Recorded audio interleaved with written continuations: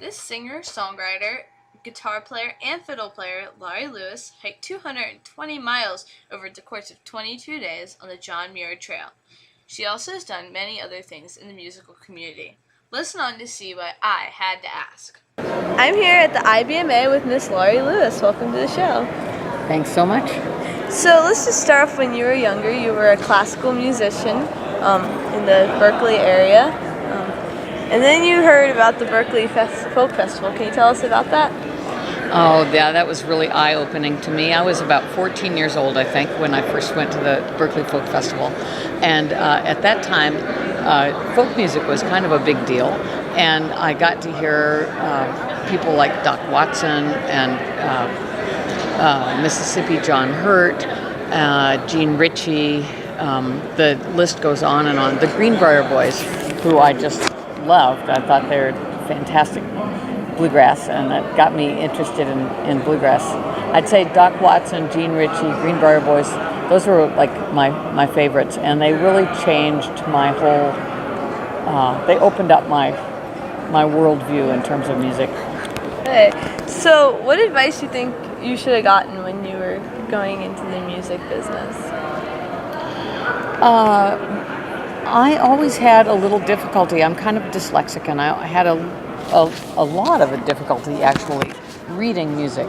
And if I had had a teacher who allowed me to really explore my ear and following my ear, I think it would have been very helpful to me. Everybody learns differently, and you need to find out what your strengths are and then follow those strengths and find the right people to help you with that. I also saw in 2014 you traveled the John Muir Trail and you wrote a pretty extensive blog about it. What was it like traveling the John Muir Trail? Well, it's a lot of putting one foot in front of the other. I absolutely loved it. I would do it again in a heartbeat. It was 22 days, 220 miles, and sleeping out every night, packing everything on your back, and being in some of the most beautiful country, I think, in the world. Hiking over 10, 11, 12, 14,000 foot passes in the high Sierra. And it fed my soul in ways that I just didn't know it would do so much for me. So how did it inspire your music? I'm not sure how it's going to inspire my music yet. I know it made me feel much happier and much more positive about things, and that's got to trickle down into my music somehow. And I think also the blogging has helped my writing a lot.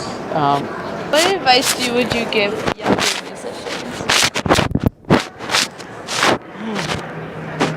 Of course, practice, but follow your heart, and keep your ears open. And also, I would say, know that music is with you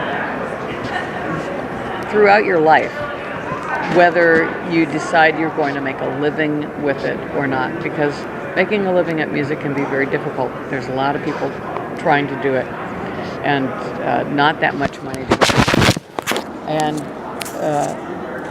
but music is a thing that you can share and express yourself with in whatever form you want to. It doesn't have to be from the stage, but it has to be in your heart. Definitely. So my podcast is called I Had to Ask. What question do you wish people had to ask you when you were being interviewed?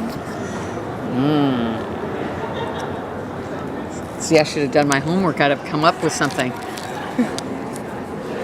I think I would like to be asked about I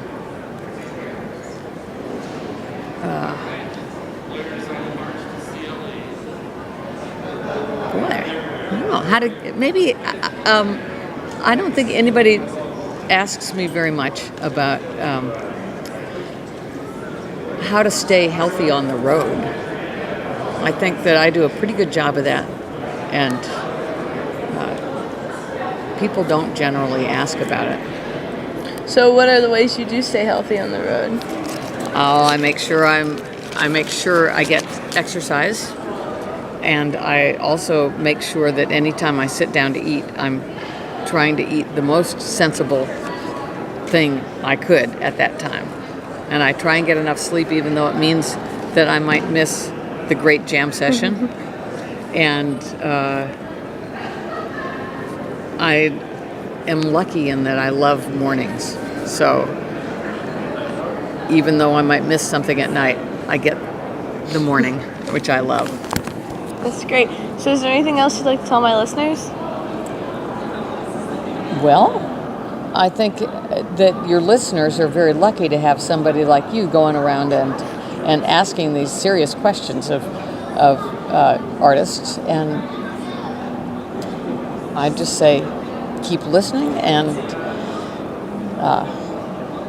thanks for sharing the time with me. Thanks for being on the show. Absolutely. Stay tuned for more IBMA 2016 coverage.